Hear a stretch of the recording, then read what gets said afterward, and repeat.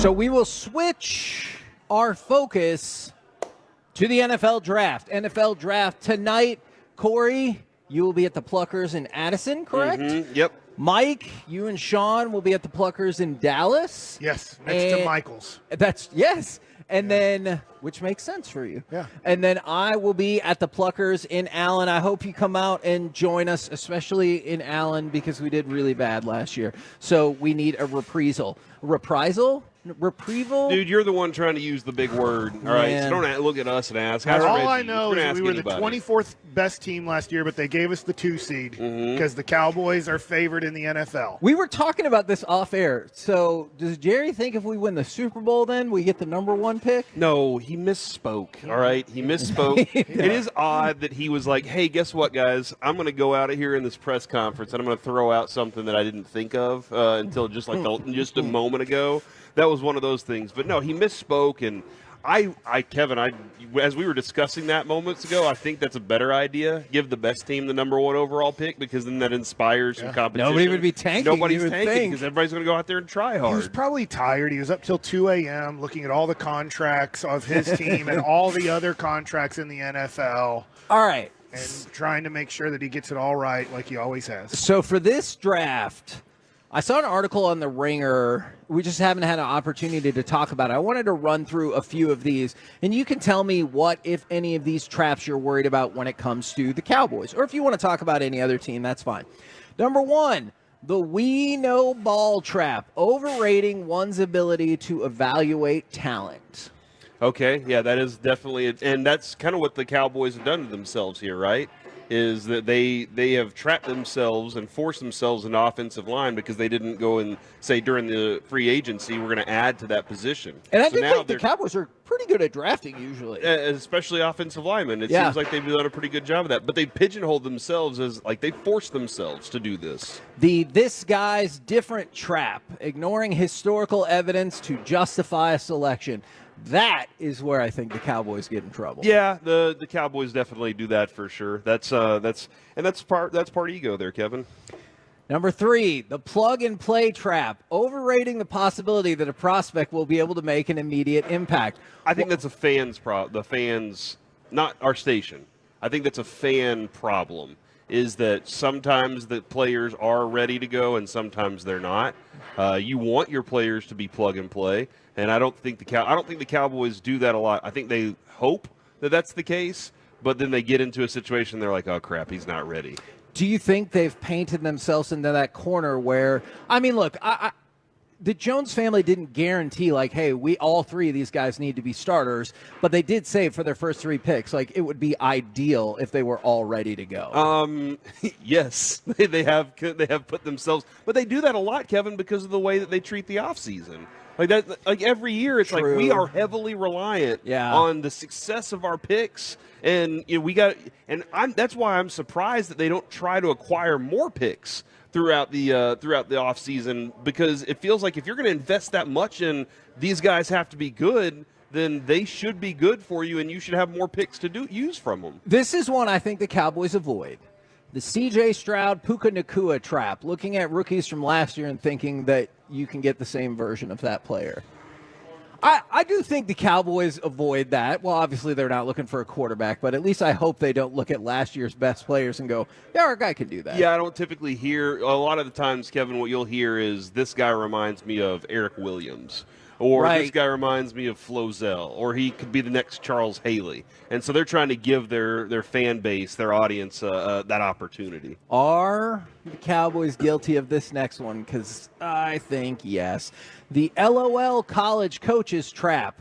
That's operating under the assumption that your coaching staff will be able to get more out of a prospect than his college coaches could. I know this goes way back, but that's where like the Marty B pick falls. You know, very highly rated high school recruit, very highly rated going into college, not particularly productive. And then the Cowboys are like, no, we got it. And then we're better than his college coach. Yeah. Our guys are better than that. And then they didn't. I don't know, man, because I feel like do the Cowboys really have faith in their coaches all the time? Because they go there. We were 2 years into Mike McCarthy, and it was like, oh man, we're done with this one, so we got to move on. So sometimes I don't think they have faith in their college, even their coaches. What do you mean of this? Isn't it funny that he will, Jerry, hire maybe strong personality or strong assistant coaches as your offensive and defensive coordinator, but he won't do it for the head coach because he doesn't want that person to get the credit for the unlikelihood. But if the Cowboys were to miraculously win a Super Bowl, he's like, I cannot have a person that is considered the reason why we won at that position. Although every successful business, every successful battalion, every successful football team everybody knows who the leader is. And everybody goes, all right, we're following that dude right there. He's the one, so we're rocking with him. And they don't care if they get the credit or not. They're like, were we successful? Was the business successful? Was the battle successful? Was the whatever? This last one is really interesting, and I want to get y'all's take on this.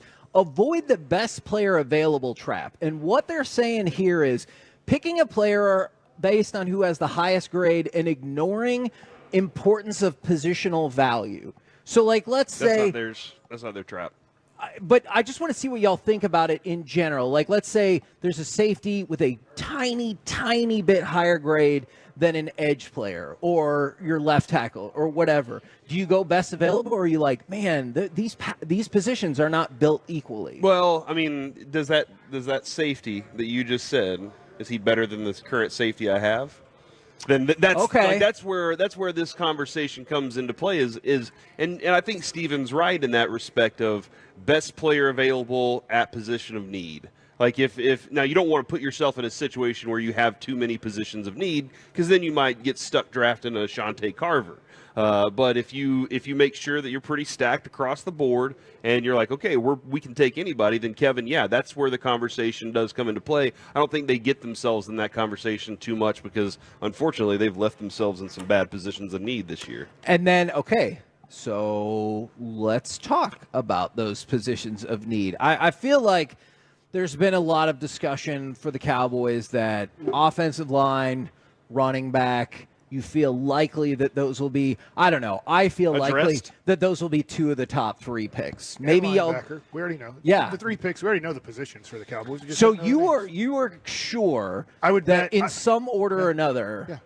Offensive line, linebacker, running back will be the first 3 picks for the Dallas Cowboys, no matter what. And that's the thing too, is the way that the draft kind of sets up. It's more of an offensive draft than it's ever been before. Like this lays out as all the best players are on the offensive side. Your defensive players are going to be 3rd round picks. Yeah. I mean, even like Edgerrin Cooper, Kevin, I love him. I think there's a lot of really good qualities about him. I saw that goal line. 2nd round pick. And that's kind of, but people are already like, could he be a 1st round pick? And this dude is probably a legitimate 2nd round pick, maybe a 3rd round pick in other good defensive drafts.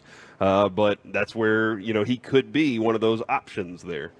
And I do not want to rule out, I don't know if this video is going to come out where we give our 1st round predictions. I do not want to rule out that the Cowboys trade out of the 1st round. I could absolutely see that. Let's trade up, all right? Let's trade up and collect more picks at the same time. How do you do that? I saw Kevin Costner do that once. How do you pull that off?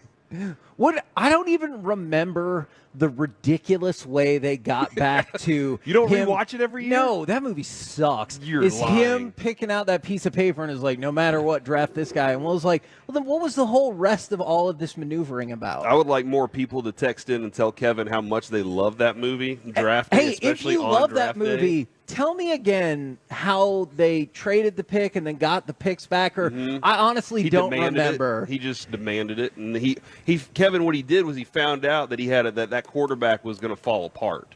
All right, because nobody went to his birthday party. But because nobody went to his birthday party, he didn't care about what happened on the field. Actually, there was a moment whenever he threw a touchdown pass and nobody celebrated with him. He just ran off to the middle of the field to celebrate by himself. That was the moment that he was like, "Oh, what's going on here? Tell me about his birthday party." That's when he learned all that information. He was like, "I don't need this anymore. I just want my picks back, and I can get my linebacker." What a terrible movie that is! It was brilliant. How many times? When's the last time you watched that movie? This morning. No, you woke didn't. up eating Fruit Loops. Oh, you didn't. Every once in a while, it's on one of these TNT channels that you might catch 5 minutes before the I next bought it on commercial. Amazon Prime. Did you? Yeah, man. I was like, I have to. Like forever. You bought the Forever package? Oh, yeah, exactly. He wasn't going to buy it, but then he took out a sheet of paper in his pocket and said, no matter what, buy this movie. But I just can't wait for draft day 2. That's what I'm really looking forward to. From the 817, Kevin Costner was actually all in. We're the KNC Masterpiece. That is true, actually. Right here on 105.3 The Fan.